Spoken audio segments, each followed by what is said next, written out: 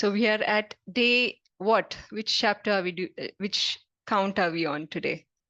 7th. Chapter Seven? 7. Chapter 7. Yes, we are on day 7. So one day, one chapter. We are on chapter 7 today, 7th day. Our prayers to Jagannath, Baldev, Subhadra Mai, Sudarshan Ji, Lakshmi Narsimha, and Nitai and Gauranga, and the Guru Parampara. Okay. Om Ajnanatimirandasya Gnananjana Shalakaya Chakshur Unmilitam Yena Tasmai Shri Gurave Namaha. Nama Om Vishnu Padaya Krishna Preshtaya Bhutale Srimate Bhakti Vedanta Swamin Iti Namine Namaste Saraswate Deve Gauravani Pracharine Nirvishesha Shunyavadi Pashyatya Deshatarine. Jai Shri Krishna Chaitanya Prabhu Nityananda Shri Advaita Gadadhara Srivasadi Gaura Bhakta Vrinda. Hare Krishna, Krishna Krishna, Hare Hare, Hare Rama, Rama Rama, Hare Hare. Hare Krishna, Krishna Krishna, Hare Hare, Hare Rama, Rama Rama, Hare Hare. Hare Krishna, Krishna Krishna, Hare Hare, Hare Rama, Rama Rama, Hare Hare. Okay. Today we'll not chant 54 times at the beginning of the class. We'll do it towards the end of the class because I also want to show you how to use your chanting beads, how to hold it in your hand, and what's the things that you need to remember while chanting. Okay. So we'll give you some tips and tricks to do your actual chanting when you're sitting alone as well. So with that, we dedicate our class to His Divine Grace, A.C. Bhaktivedanta Swami Prabhupada. Okay, so before we go on, yesterday we spoke to the point where Srila Prabhupada has freshly landed in New York. He's traveled for 35 days. He's reached Boston first, and in the next couple of days, he's reached New York, right? And he deboarded this boat. He has one suitcase, one umbrella, and 40 rupees. 40 rupees, imagine. And he's how many years old at this point? Anyone remembers? Around 70, Mataji. 70. He was 70. So at this point, imagine he's landed in a country where he has absolutely no contacts. He doesn't know anybody in this country. He has no means of earning his living. And with just 40 rupees, if you convert into dollars, that 40 rupees, it would have been still a very minimal amount, even back in those days. So with so much difficulty, Srila Prabhupada, he somehow managed to collect some funds. He purchased a tape recorder. Okay, he started recording his classes, his kirtans. Some of you might have heard Srila Prabhupada Vani. Now, most of these recordings that you hear as Srila Prabhupada Vani is coming from these early day recordings that he did in New York. So most of them are coming from that, right? So these recorded classes, Kirtan, were in fact circulated even today as Srila Prabhupada Vani. So often, when he's giving his classes or doing his Kirtana, he would be the only person in the class because nobody was interested in listening about Krishna. In a land where nobody knew about Krishna, why would they come to listen to him? Right. So sometimes he would do classes sitting alone, or he performed kirtana sitting alone. And whatever small donation he would receive, every cent that he used, he would keep a record of it like a book, and he say, okay, this much for flowers, this much for fruits, this much for oil, right? So he was using every penny that he earned in New York as a service to Krishna. It was not his money, it was Krishna's money. So everything that he got, he spent for Krishna, right? So this way, he, at this point, early days in New York, he lived in a place called Upper West Side. This was not a great neighborhood. It was filled with drunkards, people who just keep fighting, drug abuse. All of that was at a peak in this specific region, especially. And Srila Prabhupada did not have enough money to go to a better location. So he stayed here. And in this place, the tape recorder, which he managed to somehow collect with all the donation, that got stolen. His suitcase got stolen. Right. So he had initially was living with some other devotees. Then eventually he started collecting few more donations, and then they was able to lease a better place in a place called Bauri.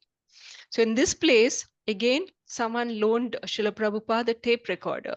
So Srila Prabhupada started teaching Sanskrit to the local people who were interested in spiritual education, who were slowly picking up Bhagavad Gita verses. He started teaching them Sanskrit. So this way he started making a little money for sustenance.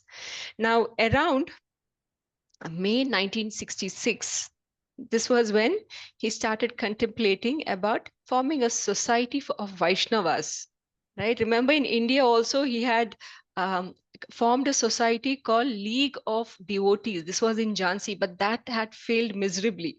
Now, after coming to US, he again thought of forming a Vaishnava society. And this time he called it ISKCON, the ISKCON that we know today, International Society of Krishna Consciousness.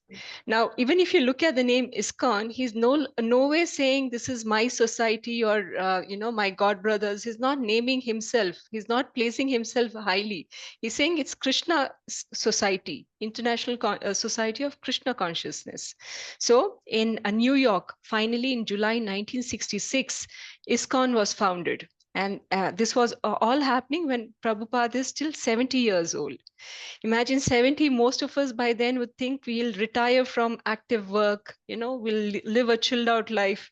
But Srila Prabhupada was just getting started. He was the most active when he was 70 years old. Right? Even by the age of 50, we complain of back pain, limbs are not working, that's making sound, this is making sound. And we think, okay, maybe I can push till max 60 and then I'll lead a peaceful life. Srila Prabhupada started his active business in Krishna consciousness at the age of 70, right? So we should remember all these things when we think of Srila Prabhupada. And even in the early days, he was an old man, right? And only people who will come to listen to his class are all these hippies. Hippies do not have money, so the only enticement for them to come sit and listen to Srila Prabhupada was a prasadam that he was serving after. So this prasadam was so famous that Srila Prabhupada called the gulab jamuns as the ISKCON bullets. So it was that famous. People just come to have prasadam, enjoy the prasadam. They may or may not understand the spiritual discourse they heard, but they were enjoying the prasadam initially. Then later on, they slowly noticed this old grandfather-like figure. He alone, he's cooking for some 20 odd people. He's cleaning the place. It's not just that, he's giving the classes. And after the classes, he's the one who's serving the prasadam.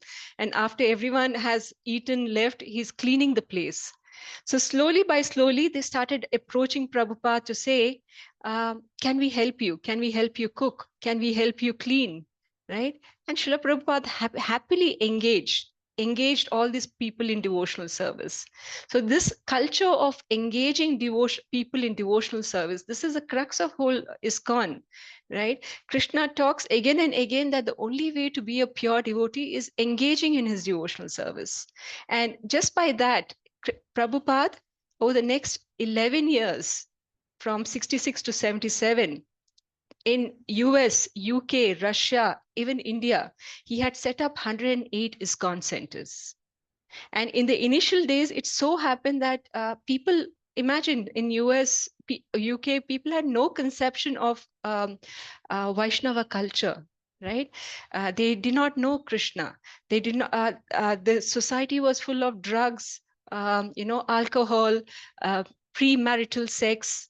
So Prabhupada was getting such audience in his crowd. And eventually, Srila Prabhupada slowly by slowly had to introduce them to the Vaishnava culture. He did not say, do this or you're out. No, he was taking them all in, right, as they are. And slowly by slowly, because they were getting impressed by this senior gentleman who was doing so much to spread Krishna, just by his persistence, his effort, they were getting very impressed by Srila Prabhupada. And they wanted to listen to this person. They loved Srila Prabhupada, and hence they wanted to listen to whatever he had to say, right? Slowly, Srila Prabhupada taught them the Vedic ritual of marriage. First marriage and then sex, no sex and then marriage. That doesn't work. He explained that logic to them. Then slowly he taught the Matajis how to wear saris, and he taught the Prabhujis how to wear dhotis.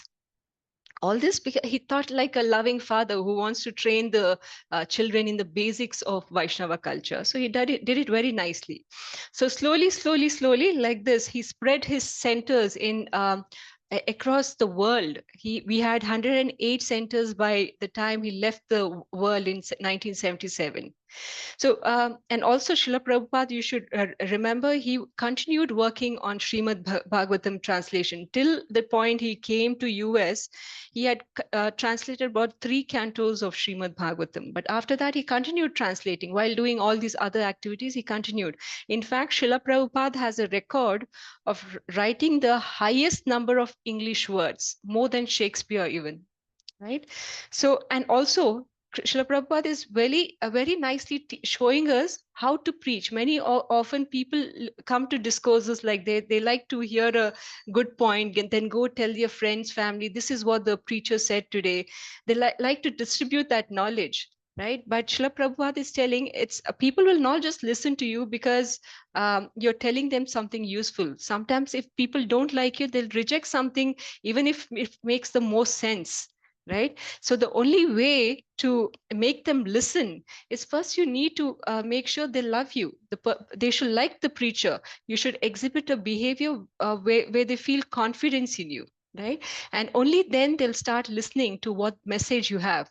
Now, all these hippies who joined ISKCON initially, they didn't join because they loved Krishna, right? Krishna came to them eventually, but they joined because they liked Srila Prabhupada and they were eager to listen to whatever he said from that point on.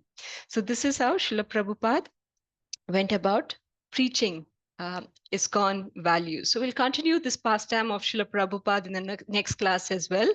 We'll move to Gita Mahatmya today. Who wants to recite this verse?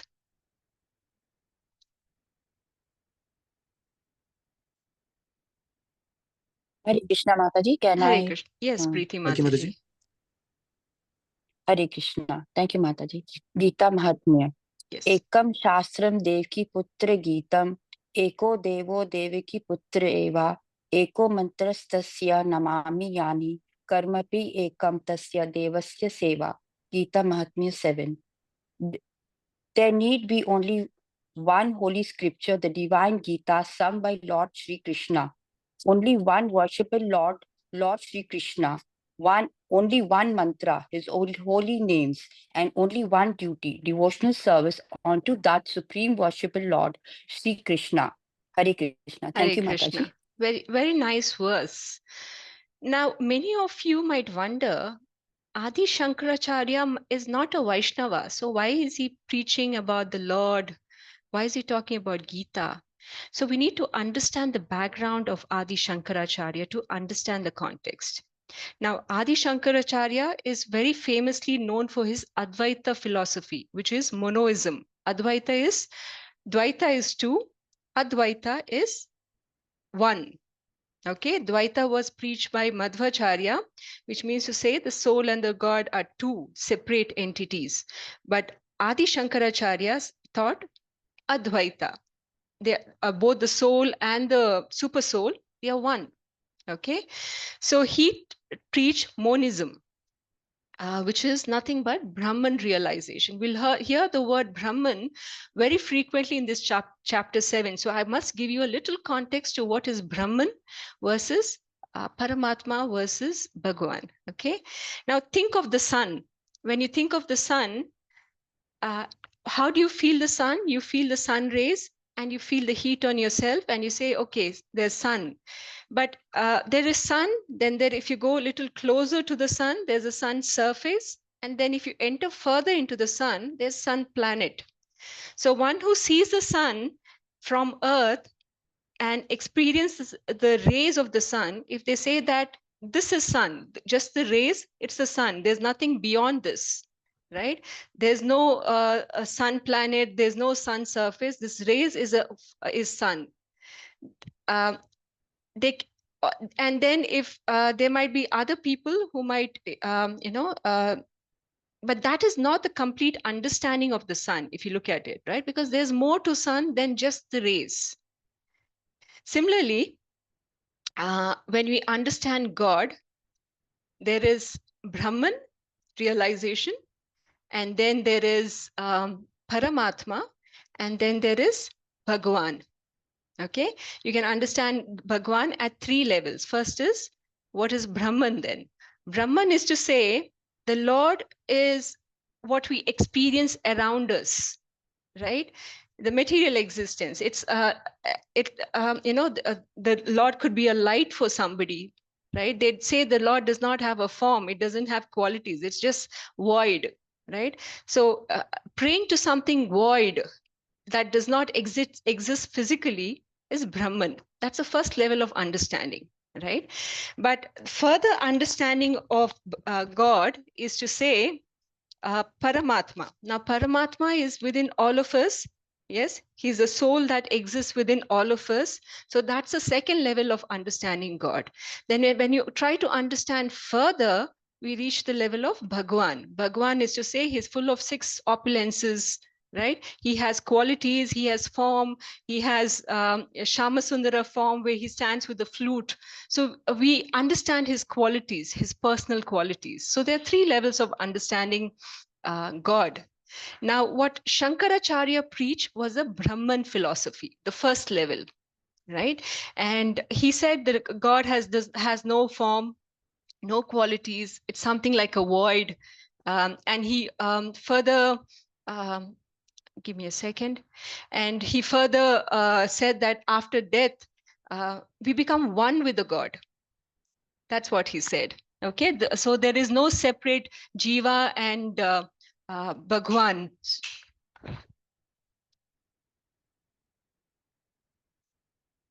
Sorry, give me a second.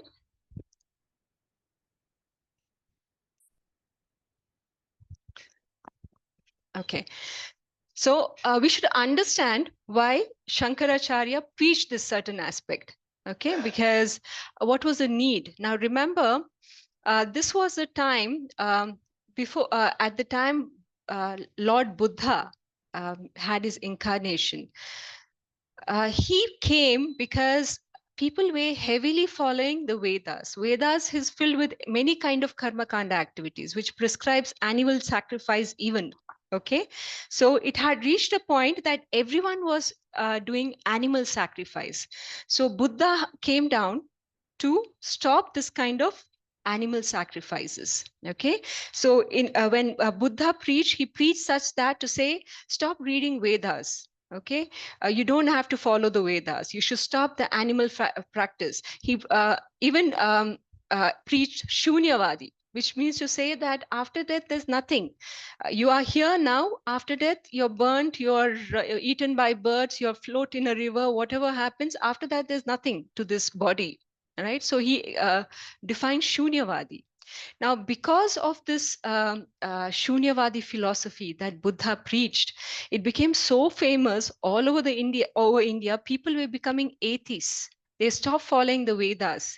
And also, while Hinduism was suffering that way because of the Buddhism spread, on the other end, Hindus were also internally fighting. One sect was saying Vishnu is the highest, other sect is saying Shiva is the highest. So even within the Hindu society, the limited Hindu society, it was also having a lot of infights. Now, between all of this, Adi Shankaracharya came down because first he had to re-establish the Vedas. He had to reset up the Vedas, which was, and you can see how powerfully Adi Shankaracharya preached. This Buddhism had spread all the way to the south, and he preached slowly from south upward. It moved out of India. Buddhism was moved out of India. Finally, it's limited to some parts of China or northeast areas of India. Right, so that's how powerfully he preached. He was successful in bringing back the Vedas again. Right, then why didn't he just preach about Vishnu instead of talking about monism, Advaita? Why didn't he just speak about? Because remember, because of the infights, some were saying Krishna, some were saying Shiva. So he wanted a peaceful existence. He introduced Pancha Upasana, which means to say we'll pray to any five god. You can choose which five gods they are. It could be Krishna, it could be Shiva, Devis, Durga, Ganesha, or any other god, right? Or Surya. Yes, it could be any five god, and all these five gods are the same. Nobody is high, nobody is down, less, right? And because of this kind of preaching in Vaishnava culture, we don't accept it wholeheartedly, because for us Krishna is the highest, right? To say that Krishna is same as all other gods is to bring down his position. And we don't want to preach this kind of philosophy. So Vaishnavas, though we look at Adi Shankaracharya as a very revered saint, we don't really follow his Advaita philosophy. For us, Krishna is the highest, and everybody comes after that. And this kind of intelligence of discriminating who is high, who is not that high of a god, is very important for an intelligent devotee, right? So this way he introduced Advaita philosophy. And remember, this was required because the social structure, the social issues back in the time were such. He had to introduce this kind of preaching. But slowly after that, we have many other sannyasis who came up who strongly preach Vaishnava culture to re-establish the whole order of preaching to Krishna, demigods, and all other gods after that. So after Adi Shankaracharya, just like he came to set up, re-establish Vedas, there were many other senior acharyas who came to set up Vaishnava culture all over again. And you should also remember that Adi Shankaracharya, he's written so many nice compositions.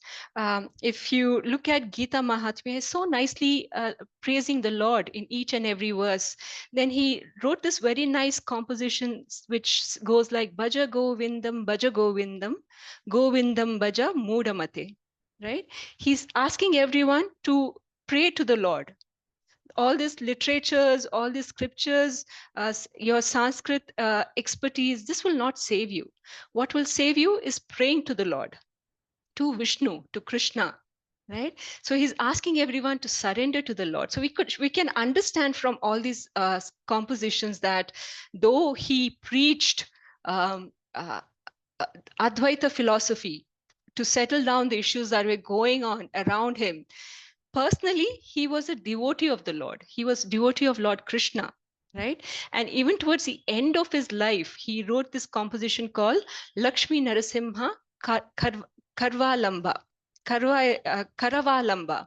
Karava is hand, lamba is to place it on the head. So he's requesting Lakshmi and Narasimha, is glorifying them, and he's begging them to bless him, right? He's asking them to place their hand on his head and bless him. And also acharyas explain that this was his way of asking forgiveness for speaking about the Brahman aspect alone and not giving awareness of Krishna in its whole, right? So but remember, then it was still required for him to do what he did back in the days. And for us today, it is important as per our Kali Yuga Dharma to accept the full spiritual understanding and not limit ourselves to half, what was required in the past. If you're stuck to the past, then you'll not get the advanced knowledge. So we have to keep an open mind to accept what Adi Shankaracharya is saying over here. And what he says in this verse exactly is what we need to follow. He's saying there's no other God than Krishna. There's no other composition better than Bhagavad Gita. And there's no other mantra better than the Maha Mantra. So this is the only way we should be, or we should be doing is offering devotional service to the Lord. This is what this verse says. So now from this chapter onwards, chapter 7, we'll understand how to do this devotional service, how to understand Krishna. So we have completed 6 chapters so far. Now, at a high level, we have 18 chapters in Bhagavad Gita, right? The first 6 chapters talks about Karma Yoga. Okay, Arjuna is going through his Vishada Yoga. He's expressing his doubts. Krishna is then taking him to Karma Kanda, Karma Yoga. He talks about how Bhagavad Gita, the transcendental knowledge of Bhagavad Gita, reached us. He's talking about the Guru Parampara. And he ended that Karma Yoga sequence with Dhyana Yoga. But at the end of each yoga he's explained so far, he's dovetailing it to Krishna consciousness, to Bhakti Yoga. He's saying if you're doing any karma, do it for Krishna. That way you don't get any sins. The activities become sin-free, right? And when you engage all your karma for Krishna, that itself becomes Bhakti Yoga. Else it entangles a person further in material life. That's the summary of the first 6 chapters that we have read. Now from chapter 7 to 12, he's going to talk purely about Bhakti Yoga. Okay, Bhakti Yoga. And from chapter 13 to all the way to the end, 18th chapter is going to talk on Jnana Yoga. So we are starting the first chapter that goes in depth into Bhakti Yoga now. Okay, so this chapter is called the knowledge of the absolute. Now, in the previous verse, we read this verse already in chapter 6. Yoginam api sarvesham mat gatenantar atmanaha shraddhavan bhajate yomam same yukta tamomataha. Of all the yogis, the one with great faith who always abides in me, thinks of me within himself, renders transcendental loving service to me. He is the most intimately united with me in yoga and is the highest of all. So Krishna is explaining how to be united with him in the by using the process of bhakti. Okay, thinks of me within himself, always thinks of Krishna, renders service, right? Renders loving service, and also has great faith. Now he's going to explain in this chapter how to think of Krishna constantly. And that's where chapter 7 starts. Okay, if someone could please read verse 7.1. Shall I read Maya Mataji, yes. Hare Krishna, Bhagavad Gita 7.1. Sri Bhagavan Uvacha Maya Shakta Manah Partha Yogam Yunjam Mad Ashrayah Asamshayam Samagram Mam Yatha Jnanasya Tatrino. The Supreme Personality of Godhead said, now hear, O son of Pritha, how by practicing yoga in full consciousness of me, with mind attached to me, you can know me in full, free from doubt. Hare Krishna. Hare Krishna. So Krishna is putting so much emphasis on the word shrunu. Shrunu means hear. Okay. Now we all know that Vyasa was the first sage who actually documented all these Vedas. So how did people learn before that? How do you think teaching was happening? They didn't have books. Nothing was written. So how were they learning? Hare Krishna, by hearing only from the gurus. By the process of hearing, right? So remember, everyone was so intellectually capable back in those days before Veda Vyasa. Veda Vyasa comes at the advent of, he's there from the beginning of Kali Yuga almost, right? Or even before that. So before that, he says, before Veda Vyasa, everyone was so intellectually capable just by listening. They could memorize and remember everything. So the process of learning was that the guru would recite and the student would hear, and they have learned their lesson. So hearing was the main process used to pass spiritual knowledge. But as Kali Yuga came, Veda Vyasa knew very well that these people from Kali Yuga, they're not so intellectually capable to memorize all these Vedas, Shastras. So what he did, he started writing it all down so that knowledge is not getting lost, right? And because he wrote all the Vedas, Upanishads, Puranas, Itihasas, he's also called as a literary avatar of Krishna, right? Because he wrote all the books for us. All the Vaishnava books, important ones, are written by him. So this verse is emphasizing on the word shrunu, listen or hear. So the best way to awaken our spiritual knowledge is by the process of listening. Our Shastra Chakshu, Shastra Chakshu is the eye of knowledge, right? It is opened by the process of hearing. It's not through seeing things. It's not by observing. Only when you hear the knowledge from the right authority, a Shastra Chakshu gets opened. Right? So Krishna is asking Arjuna to hear from Krishna and understand him in full. By the practice of hearing about Krishna, the mind will get attached to the Lord. So this way we can know Krishna without any doubts. Now, who is there better than Krishna to tell us about Krishna? He knows himself best. He's so full of expansive energy that even if one knows him now, the next minute they may not know what Krishna is. So the only Krishna knows what he is, right? So only he can explain to us so that we don't have any doubts. Let's read verse 7.3, please.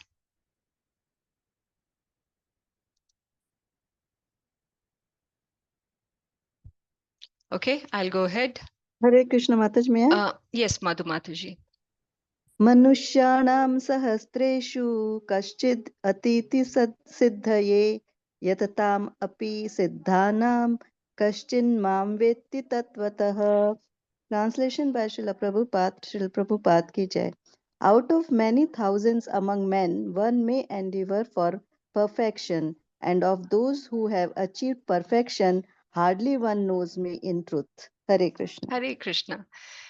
Isn't this very perplexing? This verse, it says, imagine we have a world population. I'm not talking about India alone, a world population of 8 billion. Now, imagine of that 8 billion, what this verse means is very few actually put an endeavor to understand Krishna, right? Very few, maybe a handful, few thousands, right? And of them who put an endeavor, the one who actually understands and achieves perfection in understanding Krishna are very few. So, what is this difficulty in understanding Krishna? Because Krishna is giving so much knowledge about himself. Bhagavad Gita is talking about his identity.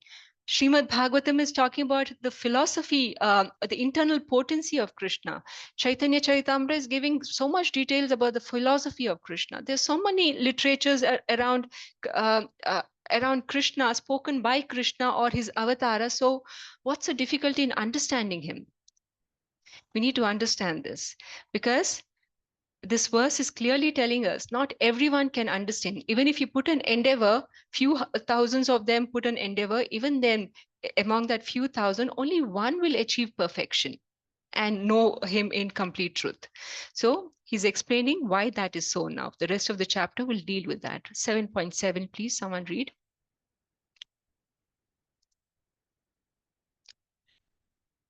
Okay. मथा परतरं नान्यात् किञ्चिद् अस्ति धनञ्जया मयि सर्वम् इदं प्रोक्तं सूत्रे मणिगणा इवे. O conqueror of wealth, there is no truth superior to me. Everything rests upon me as pearls are strung on a thread. Right? He's explaining why not everybody can understand him. He's giving an example of a pearl chain. When you look at a pearl chain, it looks like pearls are nicely strung next to, not strung, they're just standing nice to each other because the string that is holding it is not visible. So Krishna is saying, I am that string that is holding everything together. It might look nice and good outside, but the string which is not visible in the chain, that is Krishna. Krishna is like that string. He is holding the entire material existence together, but nobody can see him. Okay, let's go to the next verse, verse 7.14. Okay, if nobody is interested in reading the verses, I'll go ahead and read the verses and you can read the Hare translation for me. Krishna Mataji, I'll try. Yes, Sunita Mataji. Sumit Prabhu, next one for you. Yes. दैवी ह्यसा गुणामायि मम माया दुरत्यया मामिव ये प्रपद्यन्ते मायम् इतं तरन्ति ते. The divine energy of mind, consisting of the three modes of material nature, is difficult to overcome, but those who have surrendered unto me can easily cross beyond it. Hare Krishna Mataji. Hare Krishna. Daivi hi esha gunamai mama maya duratyaya mam eva ye prapadyante mayam etam tarantite. So he's now starting to explain about the three modes of material nature. Okay, it's called Prakriti. Material nature is called Prakriti. Now, this material nature we should understand is the inferior energy of Krishna, but it's still called as divine in this verse because it's coming from Krishna. Right? So, what we also need to understand, this whole inferior energy, the three modes, is coming from Krishna. Now, just like a jailer, if he's visiting a jail, he's not bound by the rules of the jail. Similarly, Krishna has created these three modes of material nature. So he's not bound by the rules of material nature, right? So Krishna has created this material world for people who want to enjoy independence, who want to enjoy independently of him, of Krishna. They don't like to be submissive to Krishna.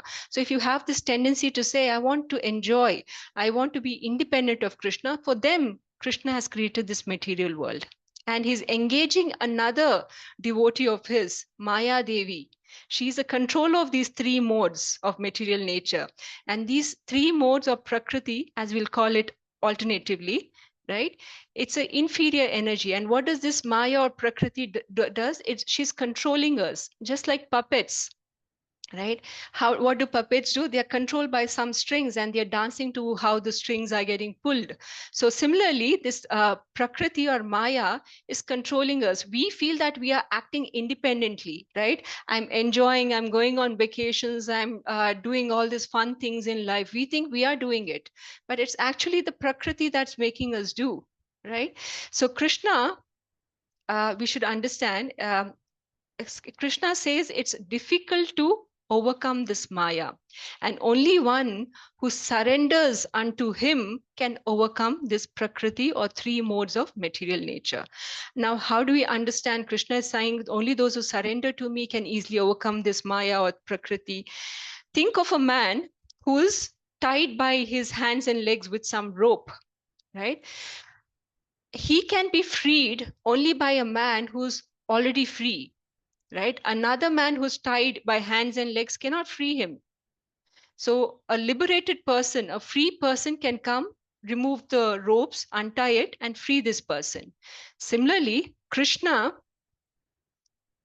is that liberated person, right? Only Krishna can. Those who surrender to Krishna, or the spiritual gurus who have already surrendered to Krishna, they are these liberated people or the free people who can give us knowledge to remove our shackles, all the strings that keep pulling us.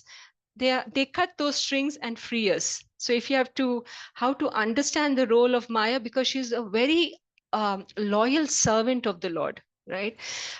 Sometimes when you go to somebody's house, you'll see this big dog tied outside their house, right? So as soon as it sees a stranger approaching, what does the dog do? It starts barking very violently, to the point you almost feel so scared. And as soon as the owner comes and tells the dog to be quiet, this person I know, I'm letting him in, right? So when the owner comes and reassures the dog, then the dog becomes silent. Till that point, it'll start keep shouting, barking violently. This Maya Devi is like that. She's testing us constantly, putting us in situations constantly, right? She's testing us to see, are we even eligible to go closer to Krishna, right? So she'll make sure by all these tests that she puts us through, that any unqualified person doesn't even enter Vaikuntha or Goloka. So she's that filter. So she's a very good servant of the Lord, and she's acting as per the orders of the Lord. So we should remember that, right? Let's read the next verse, 15. Mataji. Sumit Prabhu. Na mam dushkrito na mudha prapadyante naradhama dhama Naradhamaha. maya naradamaha Damaha. maya paruta jnana asuram bhavam ashrita. Translation: those miscreants who are grossly foolish, who are lowest among mankind, whose knowledge is stolen by illusion, and who partake of atheistic nature of demons, do not surrender unto me. Hare Krishna, Mataji. Hare Krishna. So Krishna is saying there are four types of people, miscreants, who do not surrender to the Lord at all. Namam dushkritino mudha. First one is mudha. Prapadyante naradamaha. Naradamaha. So that's the second type. Maya apahrita jnana. That's the third type. And the fourth type is asuram bhavam ashritaha. Now let's understand each of this. There are four types of people he's talking about. The first one is mudha. Okay, Muda is grossly foolish people. All they do day in and day out is go to work, come back, go to work, come back. In between, they'll run to do some other chores. But what they lose out on in this daily run in managing, earning life and money, they lose on higher aspects of living, right? Like think of a donkey. Now, donkey sustains on grass, right? But what does it do? It's carrying a lot of weight for its master, getting beaten up. And in turn, the master will give some handful of grass. And for that grass, the donkey is serving the master. Though the grass is available everywhere freely, just look at the ground anyway, there is some grass, there is some leaves. And the donkey can very easily live on that grass, but it still is serving a master to eat that free grass that the master will provide, right? So many people who are grossly foolish, they are like this. They just keep doing their daily thing, and they don't even think of God. The whole concept of spiritual realization is alien to them, right? If you ask them to focus some more time on spiritual growth, they'll say, what spiritual growth? Will it feed my family? Will it buy me my new house? It will pay my bills? No. So why should I focus on something as useless as that? Right? So just keep working, spend all their time doing hard work. So Krishna is calling such people as grossly foolish. Then the second one is Naradamaha, the lowest among mankind. Now, these are people who might be socially, politically high in a higher place, right? But they do activities which is against scriptures, which is called irreligious at times. They could be intoxication, gambling, killing, plundering, cheating. We can think of many people who do that. Many leaders, many industrialists, so many people quite often get caught in money laundering cases. So these people do things that are not prescribed in scripture. They are naradamaha, the lowest of mankind. Then the third type is the type that's called maya pahrita gnana. Knowledge is stolen by illusion. Now, this kind is very dangerous because these are very learned class, philosophers, teachers, scholars, scientists. They are in a worldly sense, they are called uh, scholars or gyanis. But their jnana is based on illusion. It's not based on the absolute. Most often they'll say they are atheists, they don't believe in God, or they might give unauthorized interpretation of the Gitas or the scriptures, right? So many scholars like this don't, people like this don't believe in God, right? Some of them write spiritual books where they give their own imaginary interpretation about the Lord. So this way they try to bring down the position of the Lord. Now, we should remember not all learned people, scientists are non-believers. Like Newton and Einstein were believers of the Lord. So not all of them fall in the category. We are talking specifically about people who denounce the position of God, right? So there's a huge population of such so-called educated, scholarly people who ultimately end up being non-believers. It could be the education system they are being exposed to, or the people or association they're being in constantly. It could be any of that, right? And so such people, they constantly try to bring the position of God down, right? Srila Prabhupada says, anyone, especially in the introduction, if you have read the introduction to Bhagavad Gita, he says, one should theoretically at least accept that Krishna is the supreme personality of God. Then you can understand who is Krishna. Then you can understand what is stated in Bhagavad Gita.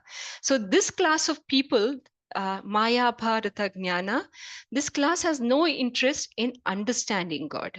They simply don't want to believe God, right? Then the final class is Asuram Bhavam Ashritaha, right? Who partake the atheistic nature of demons and not surrender to Krishna. So these are atheistic demons. That's the fourth class. Asuri Bhava Ashritaha. They are envious of Krishna. They deny the existence of Krishna. Like Stephen Hawking, he famously said that he does not believe in God. God does not exist, right? Or there could be people who bring down the position of God, like saying Krishna is Brahman only. There's nothing beyond Brahman. Or some say there's Krishna does not exist, right? He is just a great leader of his time. He is not a god. If even if he's a god, when he came to this universe, he's just an ordinary person. There are many theories like this that's going on, right? All these people who try to bring down the position of God because they're envious of the position of God are also falling into this category.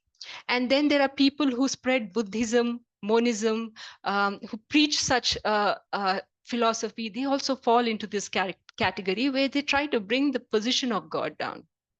And then there are some other who say, I am God, right? They claim that they are the ultimate God. So they're staking claim on the position of God with no reference to scripture. So these are the four type of people. Now, why is Krishna giving so much details of these four types of miscreants?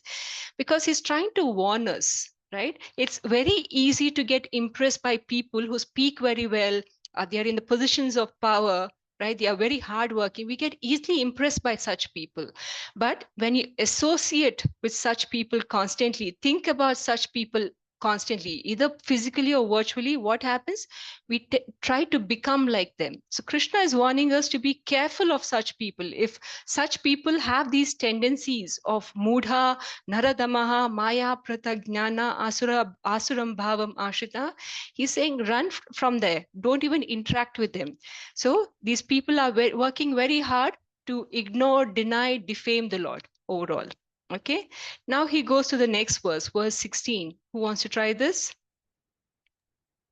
Mataji, Lata Mataji. 7.16 Chaturvida bhajante mam janaha sukritino arjuna artho jignasur gnani cha bharatarshava. O best among Bharatas, your four kinds of pious men began to render devotional service unto me: the distressed, the desirer of wealth, the inquisitive, and he who is searching for knowledge of absolute. Thank you. So after explaining the four kinds of miscreants, he's now explaining the four type of people who surrender to God. Vidya Mataji, you had this question yesterday, so listen. So first type that he's saying is artho. Okay, the first type is the distress, artho.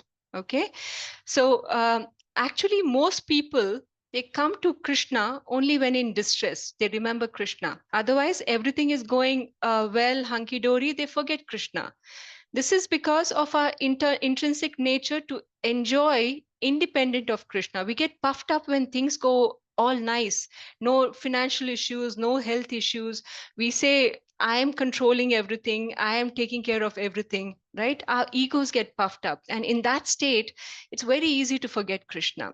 But as soon as problems come, then slowly, Sankata Bandre Venkatramana, that's a saying in Kannada, right? When you have trouble, we remember the Lord.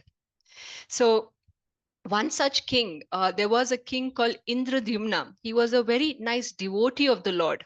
Okay, but because he showed some form of disrespect to the sage Agastya, he was cursed by this sage to become an elephant in his next birth.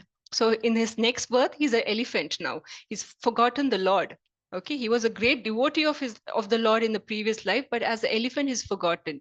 So he's taking bath in a river, and it so happened that a big crocodile caught hold of this elephant's leg. And the elephant is very powerful in water. Now, the Gajendra, this elephant's name was Gajendra. It tried to wriggle out, pull out his leg. Nothing was working. Finally, he could instantly, because of going through so much distress, he could instantly remember the Lord. He pulled out a lotus and offered it to the Lord and begged the Lord to save him. It said that at this point, when the Lord heard Gajendra's prayer, he was just getting ready. He's wearing his dhoti, shalya, he's wearing his jewelry. But as soon as he heard the distress call of Gajendra, he didn't even wait to get fully dressed up. He took his Garuda in his half-dressed state. He just ran. And he came with his Sudarshana Chakra and instantly chopped the neck of the crocodile. And this way, he saved Gajendra. So the Lord saves his devotee. One type of people who surrender to the Lord are people who are in distress. Now, the second type who surrender is artharthi, people who are desirous of wealth. Okay, wealth could be fame, could be position. Think of Dhruva Maharaj, right? We discussed Dhruva Maharaj yesterday. He wanted to become the next king. So he prayed to Narayana under instructions of Narada. Finally, the Lord appeared. And when the Lord appeared, the small boy was tongue-tied. He wanted to ask for this wealth, this, but he was instantly transformed. After doing dhyana yoga for 5 months, he only wanted to pray to the Lord. He wanted to serve his devotees like Narayana, right? But the Lord was so pleased with him. He assured him, gave him a boon that after your father, Uttanapada, you will be the next king. Not just that, he didn't stop at that. He said there will be a spiritual planet called Dhruva planet. And this Dhruva planet, you should understand, it's material planet, but it's within material universe, but it is spiritual. So when Brahma, after 100 years, when he dies, Brahma dies, there's a dissolution that's happening to the whole Brahma universe, right? All the planets under that Brahma goes through a pralaya. But even that time, this Dhruva planet is not destructed. It continues to stay. So Dhruva got a position higher than his great-grandfather Brahma as well, right? And of course, when he left his body, he was Jivan Mukta, which means to say whatever body he had, the same body, he went to Dhruva planet. He didn't have to change his body, nothing. He went with the same body. So finally, though he prayed initially for wealth, material form, fame, or whatever, eventually he came to the level of bhakti, right? And Lord responds to such people who desire for wealth as well. Then the third type he's talking about is Jignasu, the inquisitive. One good example of people who are inquisitive are the Naimisharanya sages, people who have read Srimad Bhagavatam. They were sages who were sitting for 1,000 years after Kali Yuga started performing yagnas to bring down the effect of Kali Yuga. But they can see that even after 1,000 years of yagna, no effect, there's no changes. Kali Yuga is just advancing very rapidly. So they understood that yagna is not the right form of worship of the Lord in Kali Yuga. So it so happened when Shukadeva Goswami was reciting Srimad Bhagavata, in the audience, there was a sage called Suta Goswami. Now, this Suta Goswami happened to pass through Naimisharanya. So all these Naimisharanya sages who were involved in this yagna practice, they instantly stopped this yagna. They were covered in soot by all these 1,000 years of yagna practice. They stopped Suta Goswami and requested him to please recite the Srimad Bhagavatam, the Nama Sankirtana Yagna. So they put out a lot of nice questions. The first 6 questions from Naimisharanya sages to Krishna, they requested him to explain about his Leela Avataras, his Purusha Avataras, how was he born to Devaki, so many nice questions. And this way, these sages are a good example of being inquisitive or jignasu. Now, the fourth type is a gyani, or self-realized, or who is searching for the knowledge of the absolute. Now, another example of these Gyanis are the 4 Kumaras. These 4 Kumaras, originally, they were following the Brahman philosophy. That means to say the Lord has no form, no qualities. He's a formless person. So they pray to God this way. Now they constantly kept hearing about glories of Vishnu. So one fine day they came to Vaikuntha. They wanted to see this Vishnu himself and not simply listen from others. So they came to Vaikuntha, and there they were stopped by the 2 guards, Jaya and Vijaya, right? And because of that, they cursed Jaya and Vijaya to be born as demons 3 times. That is another story for another day. But after, when all this ruckus was going on, the 4 Kumaras have cursed Jaya and Vijaya. The Lord heard all this ruckus, and he personally, along with Mother Lakshmi, came outside Vaikuntha. And looking at this form of the Lord, he's accompanied by his associates, paraphernalia. The 4 Kumaras, they joyfully bowed down. They bowed his head at the lotus feet.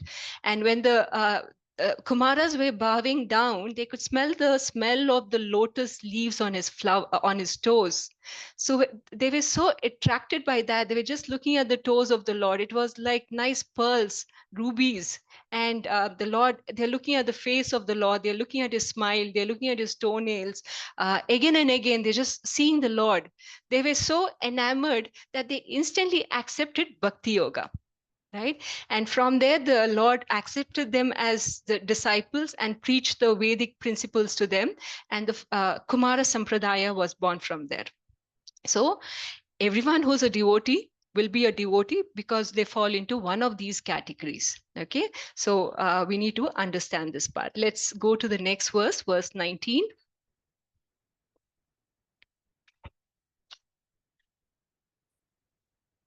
Okay, Isha, go ahead. Mataji, I'll try Mataji. Bahun am. Okay, let me try, Isha Mataji. You can practice with me, okay? Bahunam janmanam ante jnanavan mam prapadyate vasudevaha sarvam iti sa mahatma sudurlabhaha. After many births and deaths, he who is actually in knowledge surrenders unto me, knowing me to be the cause of all causes and all that is. Such a great soul is very rare. So this process of surrendering is, we should not assume that it's just, one time business. I'll take care of everything and I'll go back to Godhead. No, after many, many, many births and deaths, finally we get to a stage where we try to get to understand Krishna. So only when we understand the Lord, the nature of the Lord, when we surrender to him, only then we can go closer to him. Right? Such a person is very rare, he says. And it's not easy to understand Krishna. We should also understand, why do sages take so many lifetimes? Because it's not easy. Even great minds like Brahma is bewildered by Krishna. There's a very nice pastime of Brahma Vimochana Leela. It so happened that once Brahma, he had questions on if this child who is playing in Vrindavana, is he Krishna? He wanted to test Krishna. So Brahma played some tricks. What he did, he kidnapped all the cowherd boys, the cows, calves, and he just took them away from Vrindavana. And the next moment, remember, even Krishna's one moment is many, many years in our earthly planet. So the very next moment after kidnapping them, he came back to earthly planet to see if Krishna, what is he doing all alone now? Because he has kidnapped all these cows and calves. But as soon as he came back, he's seeing that Krishna has now mystically expanded himself into all these cows, calves, and cowherds. So it looked like these friends and gopas, everybody was still there. But actually, it was Krishna himself who was expanded, and each of these forms had the four-armed Narayana form. Right? And when he saw all this, he could see that all these forms are entering Krishna, they're coming out of Krishna. So he can now understand that the Supreme Lord that he prays to, the same God has come as Krishna in Vrindavana. And this way, even Lord Brahma, he's bewildered. Right? He offered many prayers to the Lord at that point.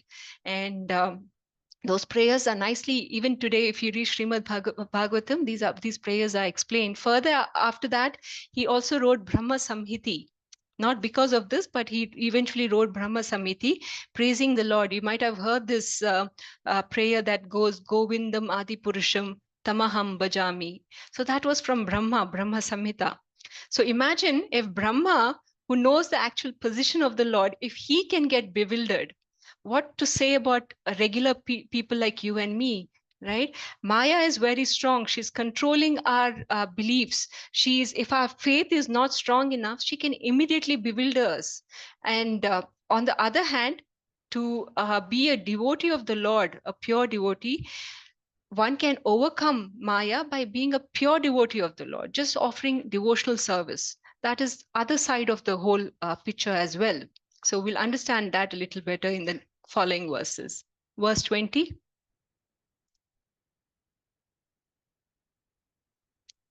Okay. Hare Krishna Mataji, shall I read?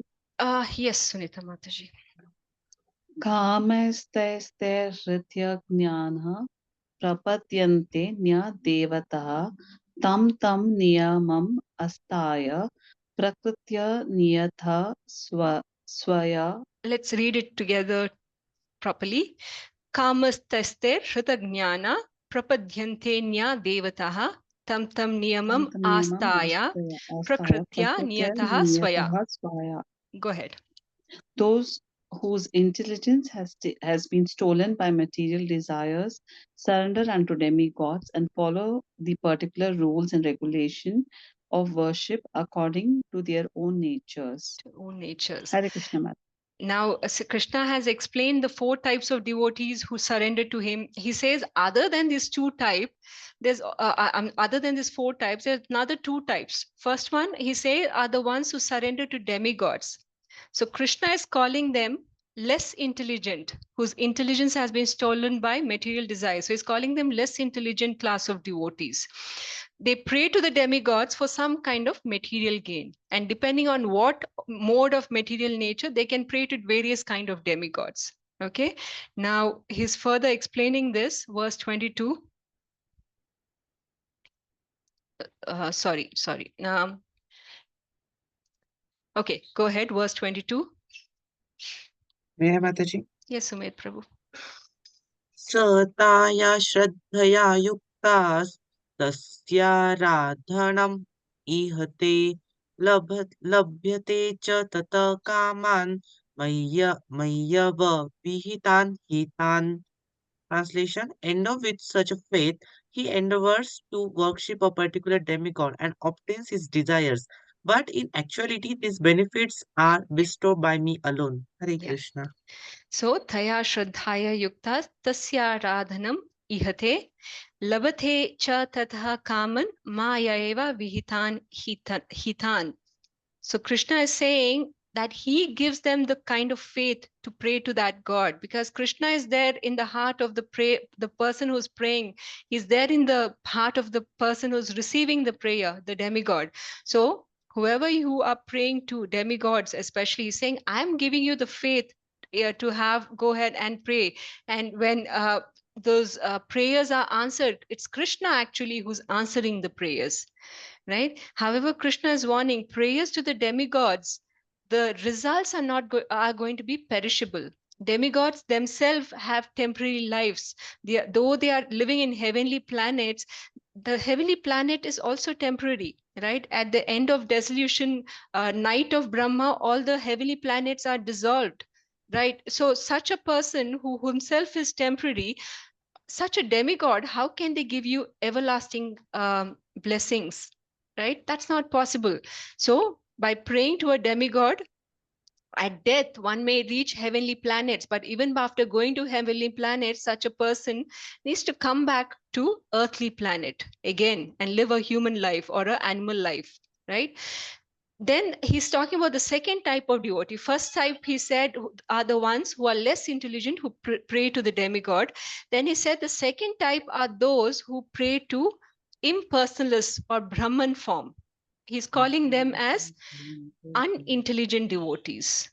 Right? First time he called demigod worshippers as less intelligent. Now he's calling these Brahman worshippers as unintelligent, because they are saying the Lord has no form, no shape, no qualities. But Krishna has displayed so many times that he has a personality, he has a form, he has qualities. But these people keep praying to the unknown, right? So he's calling such worshippers as unintelligent. So also we should understand that Krishna reserves the right to show his real form to such people who do not believe in his form. So even after death, people who worship to the Brahman, they go to Brahman form of the Lord. They don't see the form of the Lord, the actual form of the Lord. They see the invisible, the formless form of Krishna. They go to Brahman. So ultimately, Krishna is saying, Lord alone, Sri Krishna alone can bestow all benedictions attributed to the worship of demigods or Brahman, whatever we pray to. Let's read verse 26. May I, Mataji? Yes, Jayalakshmi Mataji. वेदाहं समतीतानि वर्तमानानि चार्जुन भविष्याणि च भूतानि मां तु वेद न कश्चन. Nice. O Arjuna, as the Supreme Personality of Godhead, I know everything that has happened in the past, all that is happening in the present, and all things that are yet to come. I also know all living entities, but me no one knows. Yes. Hare Krishna. Mataji. So Krishna is saying how to move from the cover of illusion to being his devotee, right? He says, I know the past, present, future, right? Can anyone ever make such a claim that I know the past, present, future? If they're claiming it, they are frauds, right? But Krishna can very confidently make this claim. He's saying, Jivas, we immediately forget Krishna. As conditioned souls, we forget Krishna. As soon as we come under the cover of Maya, we forget him. But Krishna is not forgetting us. He knows every jiva. Every jiva has come to the earthly planets, any kind of material planet. He knows each and every jiva, but that jiva does not know Krishna. Okay, let's read verse 29. जरामरणमोक्षाय मामाश्रित्य यतन्ति ये ते ब्रह्म तद्विदुः कृष्णमध्यात्मं कर्म चाखिलम्. Intelligent persons who are enduring for a liberation from old age and death take refuge in me in devotional service. They are actually Brahman because they entirely know everything about transcendental activities. So Krishna, thank you, Mataji. So Krishna is defining what is an intelligent person. Okay, after defining unintelligent, less intelligent, he's saying who is an intelligent person? Endeavors for liberation from old age to death, from the point they are born to the point of old age to death, they try to get liberation from even repeated old age death. This is the worst kind of torture a human being can go through, right? Not this, not just the mental stress we go through. Even worse is going through old age and later stages of diseases and eventual death. So Krishna is saying people who are endeavoring to get liberation from all these stages of old age and death, or in other words, never take birth again, they are the most intelligent class of devotees. They are actual, so such people surrender to Krishna directly. Now, remember, we spoke about three aspects of knowing the God, Brahman, Paramatma, and Bhagavan. Here, the Lord is saying that just by doing devotional service, just by putting endeavor to know Him better, and taking refuge in Krishna directly by performing some kind of devotional service, such a devotee has already reached the stage of Brahman without any effort, without going through all that issues that Jnani might go through. All the meditations, all the effort they have to put, without doing any of that, just by doing devotional service, they have already achieved the state of Brahman. Right? So it's as easy for a devotee to achieve Brahman, to understand the importance of Krishna's appearance and activities. So Krishna is emphasizing the importance of performing devotional service in this chapter. Okay, he's just introducing us to devotional service at this point. So to recap this chapter, so far we heard from Krishna. Krishna is telling, I will tell you about myself. So he's explaining his qualities, his qualifications, and he's telling about of all the people, thousands, among thousands, one, about all the people, 1,000 might do some endeavor to know him, but of the 1,000, just one of them is actually in the state of perfection. Right?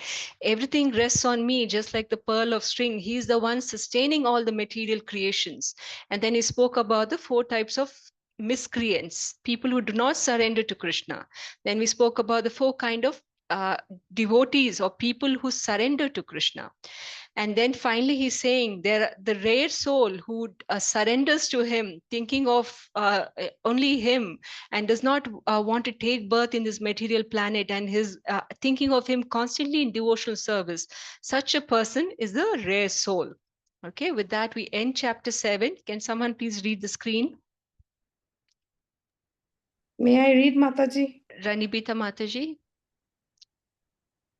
One can be free from all sinful reactions after reaching a place of pilgrimage, but one can have the same benefit at home or at any place simply by chanting the holy name of the Lord. Hare Krishna Hare Mataji. Krishna. Especially these days, many people are going to Mahakumbh. So Dham has its own importance. It's nice to be in a Dham, physically be there, experience the Lord.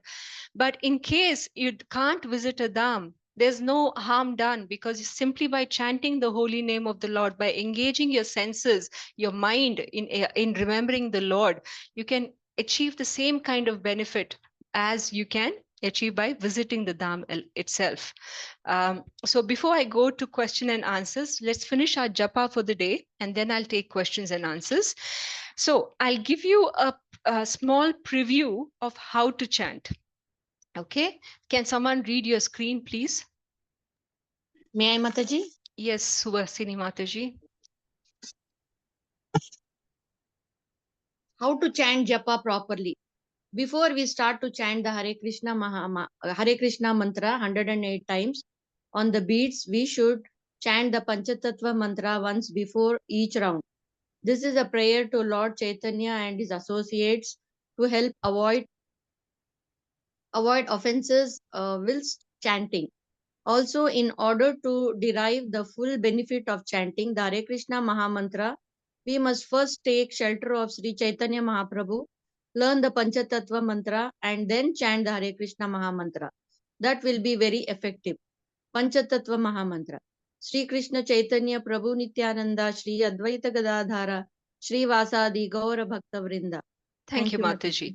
So this says that before we chant, we offer prayers to Lord Chaitanya, right? Chaitanya was the one who propagated the Sankirtana movement in Kali Yuga. So we offer prayers to him and his associates. Who are his associates? Sri Krishna Chaitanya's associates are Prabhu Nityananda, Sri Advaita, Gadadhara, and Sri Vasa. So these are the 5 associates we remember, and that's the Panchatattva Mahamantra. So this is a prayer we chant: Sri Krishna Chaitanya, Prabhu Nityananda, Sri Advaita, Gadadhara, Sri Vasadi, Gaura Bhakta Vrinda, Adi Gaura Bhakta Vrinda. So there are more associates of Lord Chaitanya that we're not listing here. We have just listed the 5 top ones, and we're praying for the rest of the Vaishnava blessings as well. So we are not chanting the holy name of Lord with any kind of offenses. Okay, now how to chant? Can someone read the screen?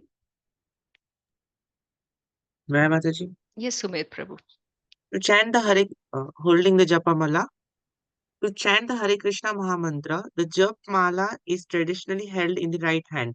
The index finger never touches the mala, beginning with the bead next to the head bead, Guru bead. Gently roll the bead between the thumb and middle finger of your right hand while chanting. Hare Krishna, Krishna Krishna, Hare Hare, Hare Rama, Rama Rama, Hare Hare. Thank you, Mataji. Thank you, Prabhu.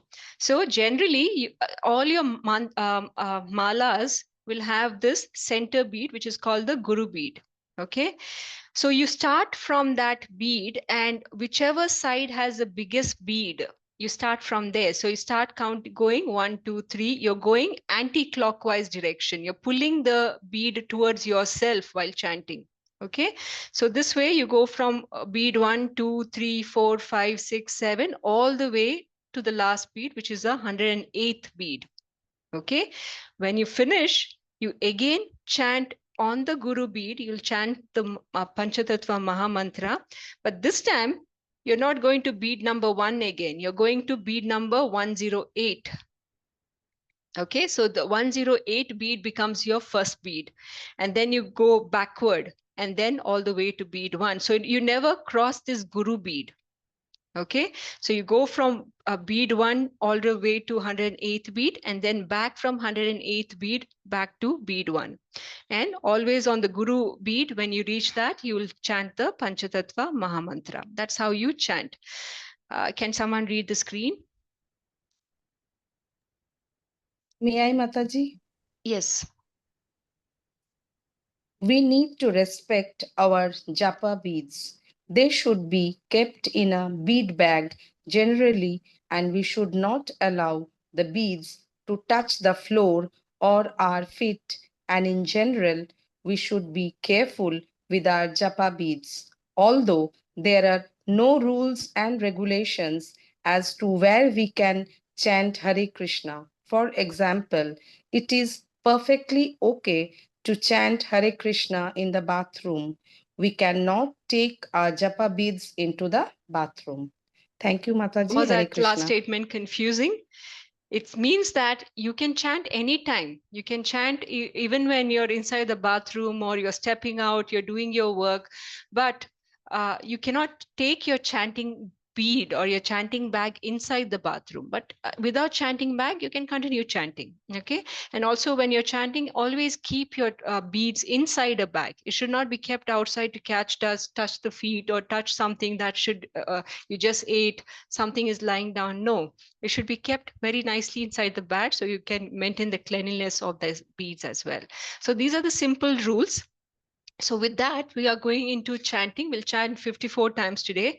I need 4 volunteers who will help me with the chanting. 4 people. Put yourself off mute. Yes, Mataji. Let's see if there's any new names. Anyone who's not recited so far. Grishma Mataji, are okay? Yeah, I'm fine. Okay. Then I see Lata Shri Peruli. Pelluri. Pelluri. Okay. Yes, Mataji. That you'll be second. And Sumed Prabhu, you'll be third. And Jayalakshmi Mataji, you'll be fourth. So we'll each chant 10 times each. I'll go first. And in the order I called out your names, you can start chanting after I ask you to chant. Okay.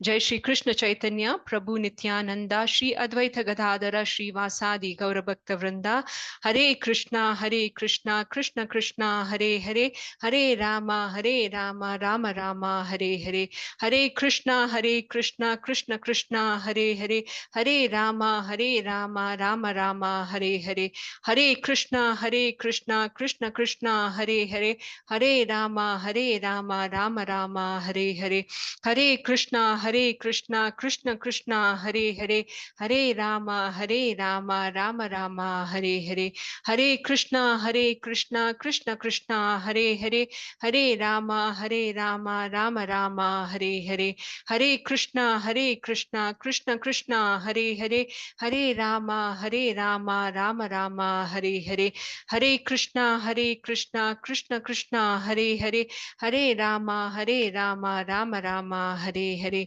Hare Krishna, Krishna Krishna, Hare Hare, Hare Rama, Rama Rama, Hare Hare, Hare Krishna, Krishna Krishna, Hare Hare, Hare Rama, Rama Rama, Hare Hare, Hare Krishna, Krishna Krishna, Hare Hare, Hare Rama, Rama Rama, Hare Hare. Grishma Mataji. It's Hare Krishna, Krishna Krishna, Hare Hare, Hare Rama, Rama Rama, Hare Hare, Hare Krishna, Krishna Krishna, Hare Hare, Hare Rama, Rama Rama, Hare Hare, Hare Krishna, Krishna Krishna, Hare Hare, Hare Rama, Rama Rama, Hare Hare, Hare Krishna, Krishna Krishna, Hare Hare, Hare Rama, Rama Rama, Hare Hare, Hare Krishna, Krishna Krishna, Hare Hare, Hare Rama, Rama Rama, Hare Hare, Hare Krishna, Krishna Krishna, Hare Hare, Hare Rama, Rama Rama, Hare Hare, Hare Krishna, Krishna Krishna, Hare Hare, Hare Rama, Rama Rama, Hare Hare, Hare Krishna, Krishna Krishna, Hare Hare, Hare Rama, Rama Rama, Hare Hare, Hare Krishna, Krishna Krishna, Hare Hare, Hare Rama, Rama Rama, Hare Hare, Hare Krishna, Krishna Krishna, Hare Hare, Hare Rama, Rama Rama, Hare Hare. Next. Hare Krishna, Krishna Krishna, Hare Hare, Hare Rama, Rama Rama, Hare Hare, Hare Krishna, Krishna Krishna, Hare Hare, Hare Rama, Rama Rama, Hare Hare, Hare Krishna, Krishna Krishna, Hare Hare, Hare Rama, Rama Rama, Hare Hare, Hare Krishna, Krishna Krishna, Hare Hare, Hare Rama, Rama Rama, Hare Hare, Hare Krishna, Krishna Krishna, Hare Hare, Hare Rama, Rama Rama, Hare Hare. Hare Krishna, Krishna Krishna, Hare Hare. Hare Rama, Rama Rama, Hare Hare. Hare Krishna, Krishna Krishna, Hare Hare. Hare Rama, Rama Rama, Hare Hare. Hare Krishna, Krishna Krishna, Hare Hare. Hare Rama, Rama Rama, Hare Hare. Hare Krishna, Krishna Krishna, Hare Hare. Hare Rama, Rama Rama, Hare Hare. Hare Krishna, Krishna Krishna, Hare Hare. Hare Rama, Rama Rama, Hare Hare. Next. Hare Hare Krishna, Krishna Krishna, Hare Hare, Hare Rama, Rama Rama, Hare Hare, Hare Krishna, Krishna Krishna, Hare Hare, Hare Rama, Rama Rama, Hare Hare, Hare Krishna, Krishna Krishna, Hare Hare, Hare Rama, Rama Rama, Hare Hare, Hare Krishna, Krishna Krishna, Hare Hare, Hare Rama, Rama Rama, Hare Hare, Hare Krishna, Krishna Krishna, Hare Hare, Hare Rama, Rama Rama, Hare Hare, Hare Krishna, Krishna Krishna, Hare Hare, Hare Rama, Rama Rama, Hare Hare, Hare Krishna, Krishna Krishna, Hare Hare, Hare Rama, Rama Rama, Hare Hare, Hare Krishna, Krishna Krishna, Hare Hare, Hare Rama, Rama Rama, Hare Hare, Hare Krishna, Krishna Krishna, Hare Hare, Hare Rama, Rama Rama, Hare Hare, Hare Krishna, Krishna Krishna, Hare Hare, Hare Rama, Rama Rama, Hare Hare, Hare Krishna, Krishna Krishna, Hare Hare, Hare Rama, Rama Rama, Hare Hare, Hare Krishna, Krishna Krishna, Hare Hare, Hare Rama, Rama Rama, Hare Hare, Hare Next. Krishna, Hare Krishna. Hare Krishna. Hare Krishna, Krishna Krishna, Hare Hare, Hare Rama, Rama Rama, Hare Hare, Hare Krishna, Krishna Krishna, Hare Hare, Hare Rama, Rama Rama, Hare Hare, Hare Krishna, Krishna Krishna, Hare Hare, Hare Rama, Rama Rama, Hare Hare, Hare Krishna, Krishna Krishna, Hare Hare, Hare Rama, Rama Rama, Hare Hare, Hare Krishna, Krishna Krishna, Hare Hare, Hare Rama, Rama Rama, Hare Hare, Hare Krishna, Krishna Krishna, Hare Hare, Hare Rama, Rama Rama, Hare Hare, Hare Krishna, Krishna Krishna, Hare Hare, Hare Rama, Rama Rama, Hare Hare, Hare Krishna, Krishna Krishna, Hare Hare, Hare Rama, Rama Rama, Hare Hare, Hare Krishna, Krishna Krishna, Hare Hare, Hare Rama, Rama Rama, Hare Hare, Hare Krishna, Krishna Krishna, Hare Hare, Hare Rama, Rama Rama, Hare Hare, Hare Krishna, Krishna Krishna, Hare Hare, Hare Rama, Rama Rama, Hare Hare, Hare Krishna, Krishna Krishna, Hare Hare, Hare Rama, Rama Rama, Hare Hare, Hare Krishna, Krishna Krishna, Hare Hare, Hare Rama, Rama Rama, Hare Hare, Hare Krishna, Krishna Krishna, Hare Hare, Hare Rama, Rama Rama, Hare Hare, Hare Jai Shri Krishna, Krishna Krishna Chaitanya Krishna, Prabhu Hare Nityananda Hare. Shri Advaita Gadadhara Shri Jai Shri Krishna. Vasadi Gaura Bhakta Vrinda. Thank you. Jai Shri Krishna Chaitanya Mahaprabhu Shri Vidya Gadadhara Shri Vasari Gaura Bhakta Vrinda. Jai Shri Krishna Mataji. Jai Shri Krishna. Okay, let's start our questions. If any of you have questions, you can put it out now. Mataji, I am. Can you hear me? Am I audible? Yes, you are. Mataji, about the bead rotation, I am little confused because towards your body is clockwise and away from the body is Yes, anti-clockwise. you're Correct? pulling the beads towards you, one by one. So for all 108 this thing repetitions, it is Yes. towards your body. Yes. Huh? Even when you start your second round, when you start from the 108th bead, then even then you still start in the same position. You start from 108th bead, that goes on the top, and then you pull it towards yourself. Yeah, I am doing that. So I just wanted to confirm. Sure. Thank you so much, Mataji. Hare Krishna. Ashi Mataji. Jai Shri Krishna Mataji, Jai am I Shri Krishna. audible? Yes, you are. I have a question. You mentioned that in Kalyug, the form of worshipping should be satsang and not yagnas. Then why do we perform yagnas in marriage and other functions? See, yagnas are still done. Just like even in Satya Yuga, though meditation was the same form, and in Treta Yuga, yagna was the form. Even then, devotees would come do deity worship. They would do association, right? All four forms of devotion happens all the time. But there are certain samskaras as prescribed by the Vedas that has to be done so that we get the right kind of progeny. Even after marriage, you need to do the vivaha samskara because you're praying for the blessings of the Lord. So it should be done. It's not that it's banned, right? But when you're praying for the devotion, this is all kind of all these karmas that we do, whether it's marriage samskaras or after marriage we do the garbhadhana samskaras or we do the upanayanas. All these samskaras should be done because we're praying to the Lord for his blessings before we start something auspicious, right? So we're praying, we're offering the Lord. Even Krishna says we should do yagnas because from doing your prescribed duties, you'll get timely rain, water, air, all that will take, the diseases will be taken off. So Krishna will take care of us if we do offer yagnas to him. So yagnas can be done any age, but the main form of yagna in every household that we should follow is the Sankirtana Yagna. Would that answer your question?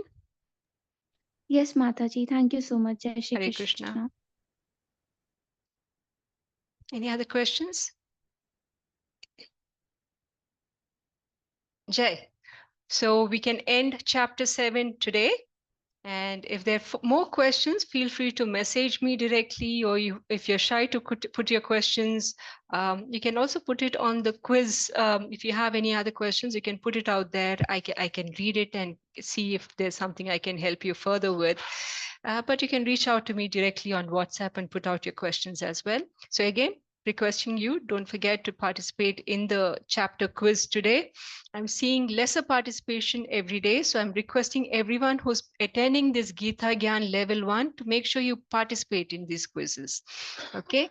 And with that, we'll end our session for today. Hare Krishna, Vanchakalpataribhyascha, Kripa Sindhubhya Evacha, Patitanam Bhavanebhyo, Vaishnebhyo Namo Namaha. Hare Krishna. Thank you, Mataji. Hare Krishna Thank you, Mataji. Mataji. Hare Krishna. Mataji, Hare Krishna. Hare Krishna. Hare Krishna, Mataji. Thank you very much. Hare Krishna. Dandavat Pranam, Mataji. Dandavat Hare Pranam. Krishna to Hare all Krishna, Prabhuji. devotees assembled Mataji, here. Hare Dandavat Krishna. Pranam, Dandavat Dandavat Pranam, Pranam to Mataji. Hare everybody Krishna. assembled. Hare Krishna. Hare Krishna Mataji. Hare Krishna Hare Mataji. Krishna. Thank you so much, Mataji. Dandavat Pranam Mataji. Dandavat Pranam.